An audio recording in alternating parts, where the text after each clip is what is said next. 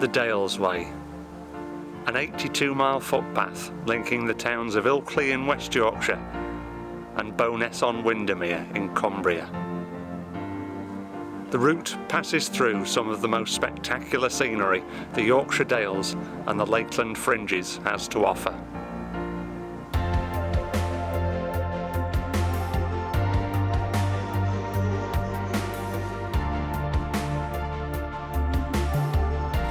My aim is not to race from one end to the other and break some kind of record time. I want to take my time, photograph and film the sights, and hopefully impart some useful photography advice along the way.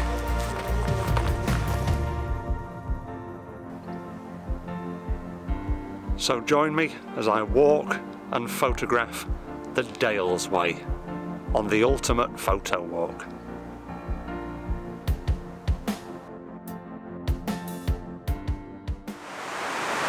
I'm standing on the banks of the River Wharfe here in Ilkley. Behind me is Ilkley Old Bridge, the official start point of the Dales Way. Ahead of me I've got 82 miles and 7 days. The footpath is calling me, so I better get cracking.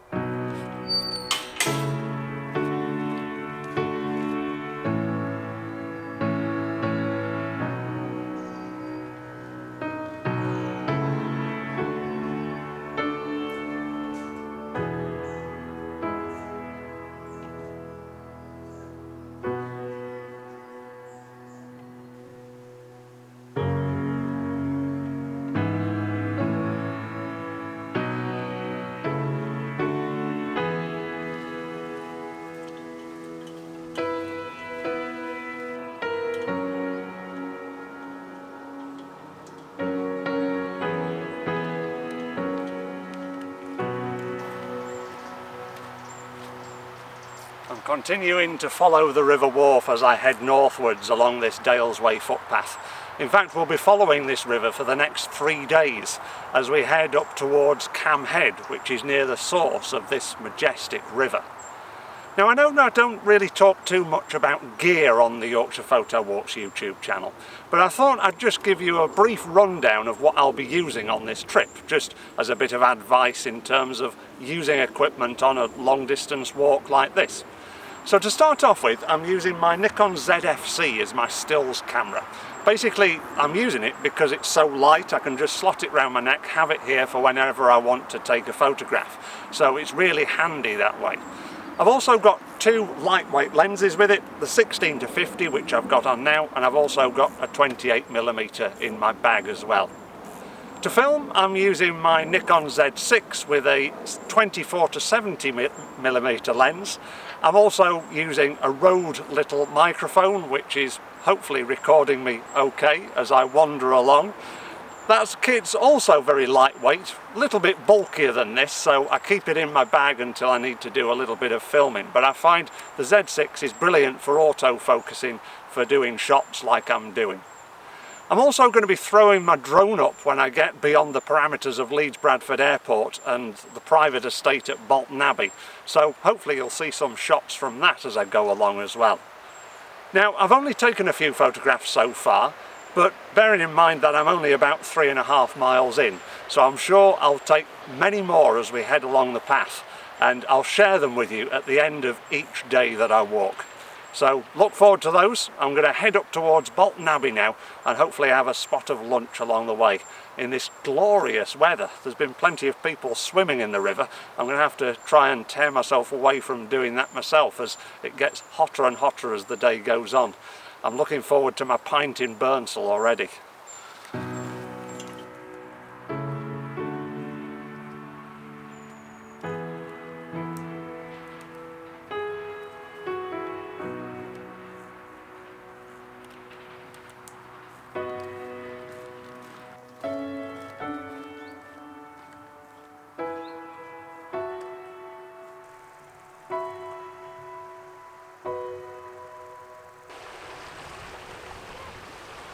After passing Bolton Bridge, the way enters the vast Bolton Abbey estate. At its heart, the famous priory, the majority of which stands in ruin. However, there is an operational priory church to this day, thanks to a prior at the time bartering with Oliver Cromwell to keep part of the building in use.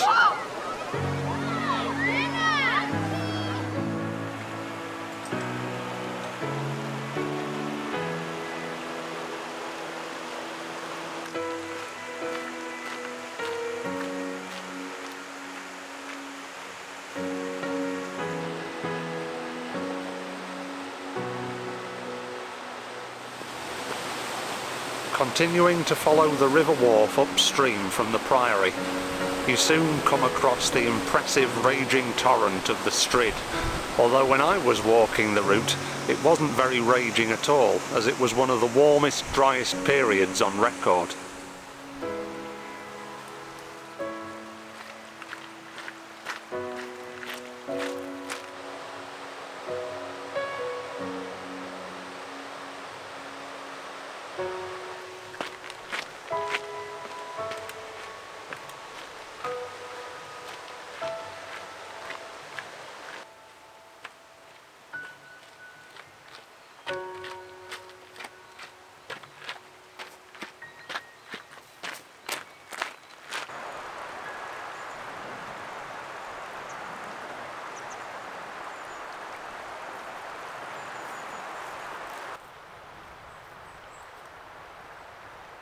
I've nearly made it to Burnsall, my destination for day one of this Dales Way walk.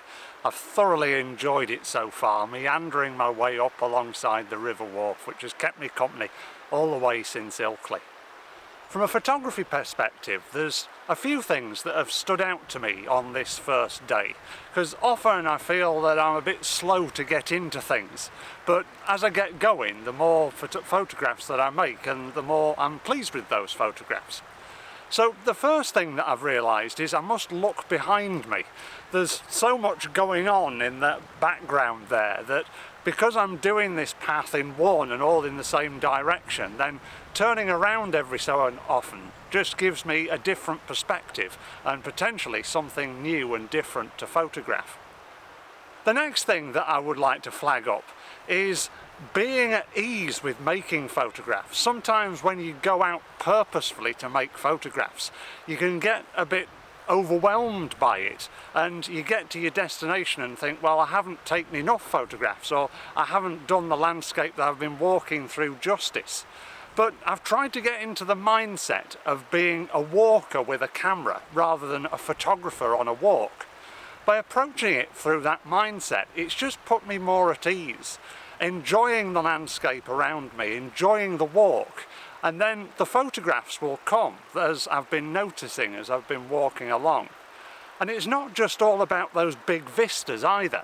It's the little details, those personal memories of things that you'll forget about in years to come, but look back at your photographs and realise, oh yes, I remember that now. So it could be on my walk today how busy the Bolton Abbey estate was, or how low in water the Strid was on this glorious heat wave of a summer day.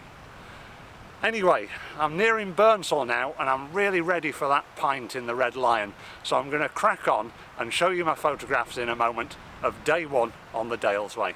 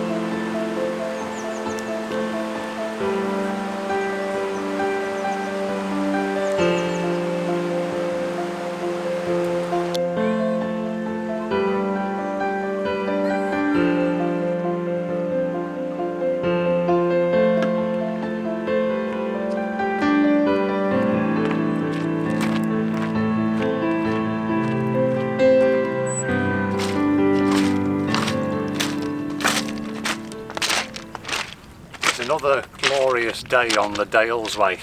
I've left Burnsall behind and I'm heading up the River Wharfe once more towards Grassington and Linton Falls.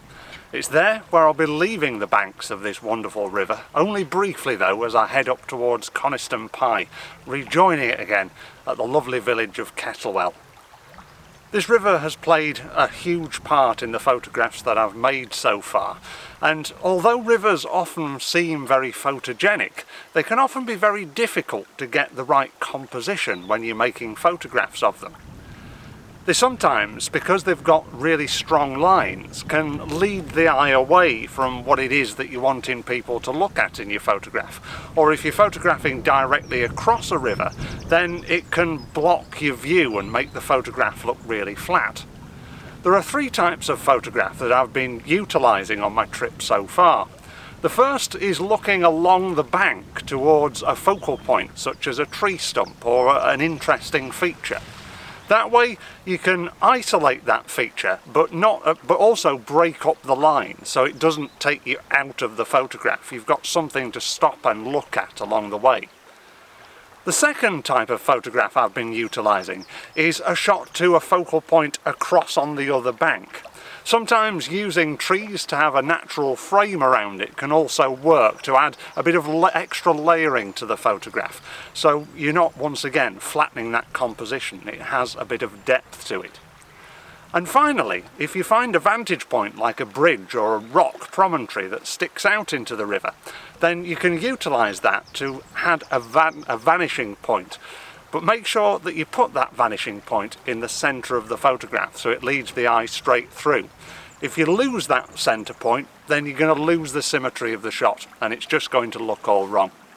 Anyway, I'm going to continue along this river until I reach Linton Falls and Grassington, and then I'll be looking down on it from above as I continue along this majestic path.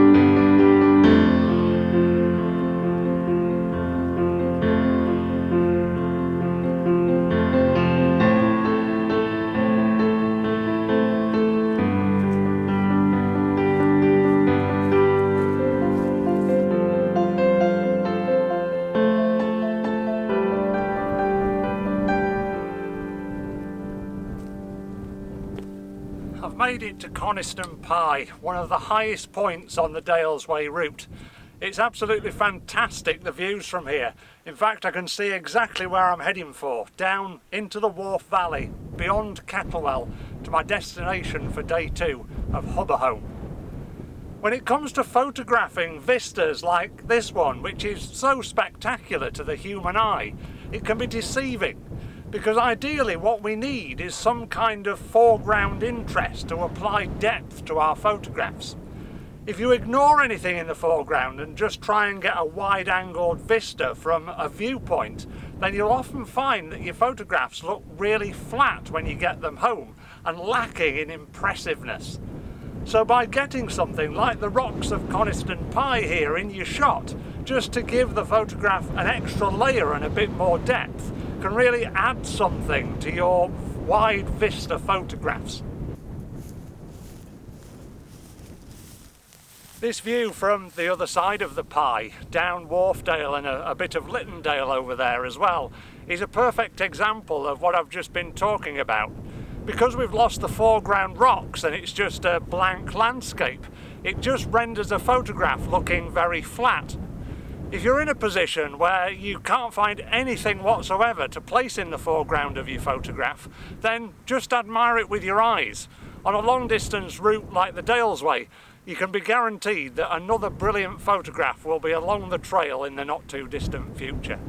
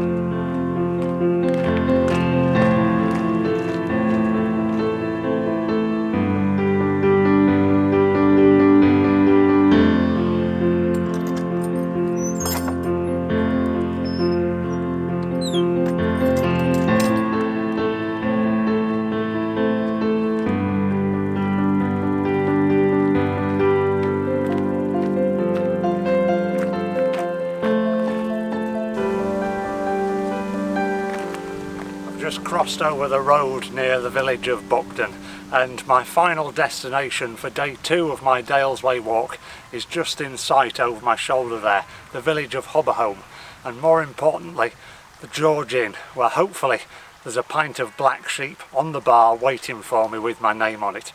It's been another long hot day today, but it's been thoroughly enjoyable.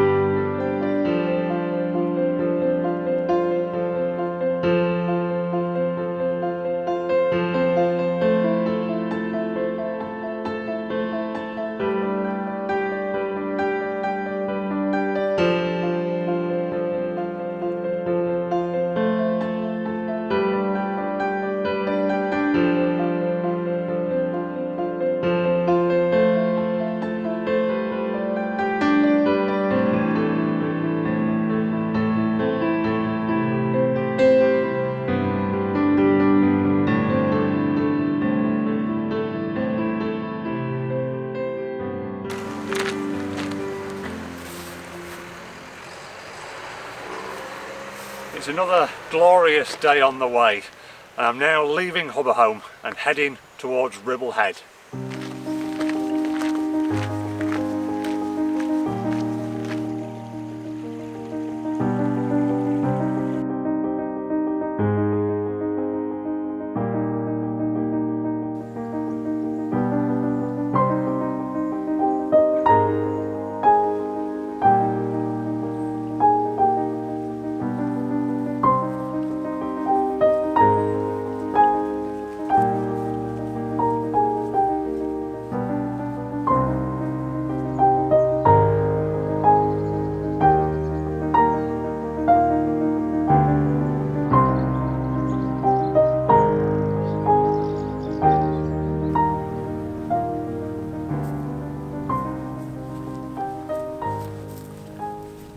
the surface, this pile of stones behind me, especially in a Yorkshire Dales field, may not look out of place, but it's actually an ancient stone circle that predates Stonehenge.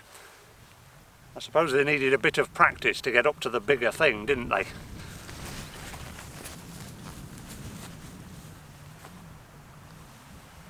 When it comes to photographing something like this, it pays to go high and wide. Because it's quite close to the ground, you can use it as a bit of foreground interest and use the valley behind as context for the shot.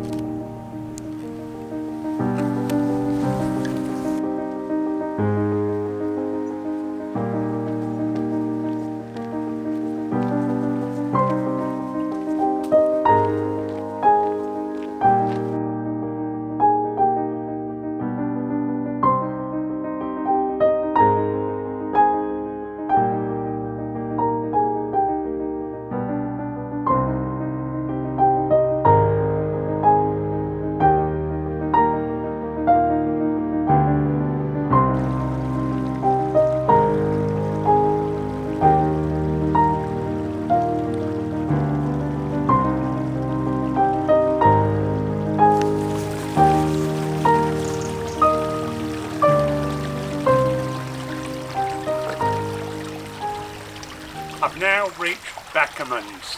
It's where I'll finally leave this wonderful river that's been keeping me company for the last 3 days behind and meander up its tributaries towards Ribblehead and into Dentdale.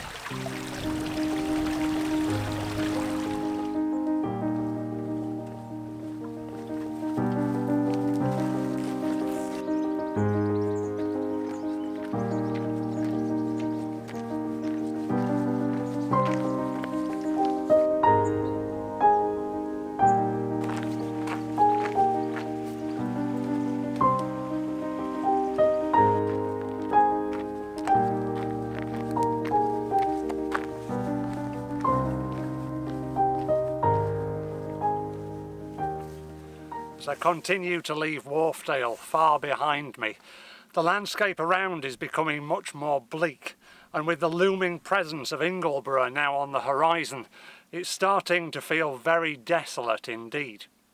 You may think that in a bleak landscape like this I should put my camera away in my bag and save my neck for a little while, but you can be amazed at what you can find to photograph in a landscape like this.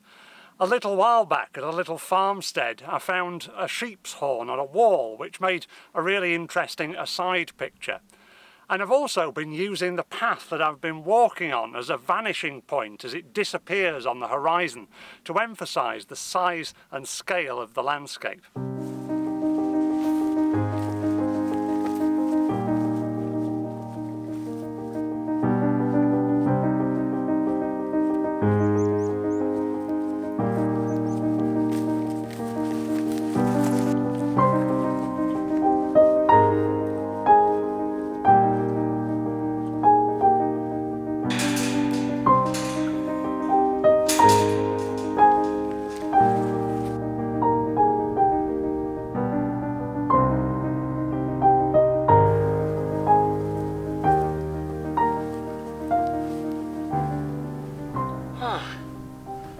I've made it to the Cam High Road, not only the highest point on my route today, but also the highest point on the Dales Way.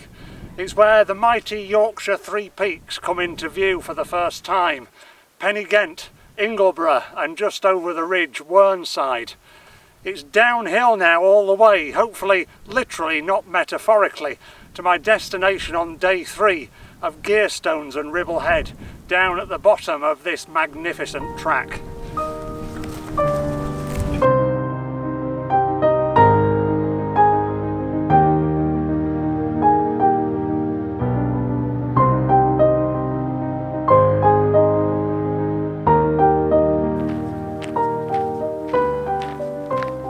As the Cam Road twists away behind me, I've nearly made it to the halfway point. Join me next time when we head down Dentdale and cross the border into Cumbria as we edge ever closer to our destination at Bowness on Windermere.